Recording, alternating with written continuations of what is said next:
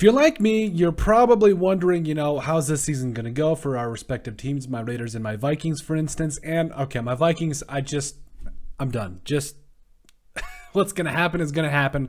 But for the Raiders, I'm a little more optimistic because the Raiders, in my mind, have so many pieces that, honestly, if it really is one of those teams, or at least one of those seasons where it's at least playoffs or bust. Like, this is, if the Raiders don't make it to the AFC Championship game, I've got some serious questions. Like, something went seriously wrong. And obviously, yes, you can say that about pretty much any team. But I think specifically with what Josh McDaniels and Dave Ziegler have done in regards to building this roster the way that it needs to be built, there's a lot of different things that I think they did very well. So I guess that kind of parlays into our next question: what lies ahead for the Las Vegas Raiders in 2022-2023 season? You guys get the drift. But so what does it take to get to that point of getting to the AFC Championship game?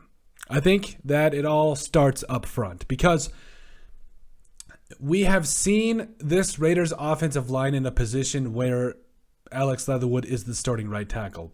We've also seen this team in a position where Jermaine Illuminar is the starting right tackle. I think this team is better equipped to win with Illuminar starting at right tackle. It is nothing against Alex Leatherwood. In fact, I think that it should be him and Lester Cotton Sr. fighting for that guard spot. I think, if you just take a look, obviously we'll talk about the weapons in a second, but you have Colton Miller at left tackle, John Simpson there at left guard. I would say also Dylan Parham deserves a shot to start there. And if they do decide to start the third round, the 2022 third round pick, that is, I would be more than for it. And then you got Andre James at center, and that's where I think Lester Cotton Sr. and Alex Leatherwood will battle it out for that right guard spot. And Jermaine Illuminar, in my mind, has earned that right to start there. Like I said, there's some guys on this team, guys like Bamidele Olaseni, who I would have liked to seen there.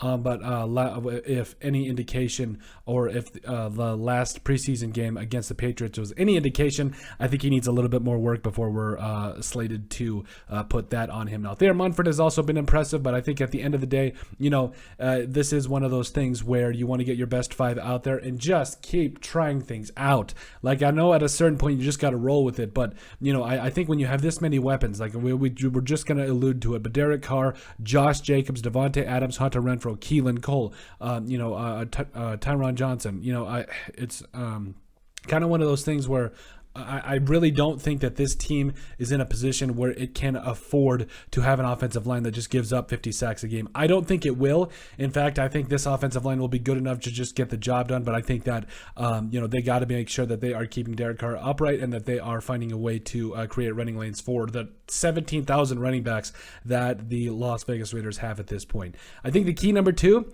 I think it's stay healthy. I know it is the most milquetoast common saying you can hear anybody that they're going to say, but at the same time, when you've got guys on your roster that are getting up there in age, particularly guys that are almost near the end of their prime, I would say guys like Chandler Jones, you need to put people in. Malcolm Kuntz, I think, is a guy that has earned his right to find a way onto this starting, or at least be in the rotation on that defensive end spot. There is a lot of youth on this football team for the Raiders, but there's also a couple of guys that you're like, okay, there's depth behind them. Guys like Max Crosby, who's in his prime, you don't really got to worry about it, but guys, like I said, like Chandler Jones, you got to worry about it a little bit. Denzel Perryman is another guy that's getting up there as well. So, and Jayon Brown has stepped up nicely in preseason. So I think that's kind of one of those things where you look at keeping guys healthy no matter what. If veteran rest days are needed, give it to them. I don't care, because at the same time, when you get towards the end of the season and you got those veteran guys that are near or at 100%, you love to see it, and that's when you know that your team is ready to go. Key number three, you got to get creative on defense. I don't care what anybody says. This has gotten to the point now where you see all this different talent on the defensive side of the football. I really think that, especially with the edge rushers, that's what I'm really trying to stress here. You talk about having Max Crosby and Chandler Jones on your edges. I know that this is a 4-3, but even on that 3-4, where you'll have guys like Bilal Nichols and Jonathan Hankins, then probably Vernon Butler or somebody out there at that 3-4 spot, at those 2-5 tech spots. And then, you're taking a look at some of these other guys, and honestly, I quite feel like there is a lot to go off of. Now, I know Kyler Fackrell and all them are on IR. I forgot to highlight that, but I apologize. But overall, there is a lot of talent left on this defensive side of the football. And if I'm being honest, This defense needs to take a step forward. I'm not saying that it needs to be, top 10, but if this is a top 15 defense, Derek Carr can get the job done for the Raiders. I've said it from last year, and I'll say it again until I get blue in the face.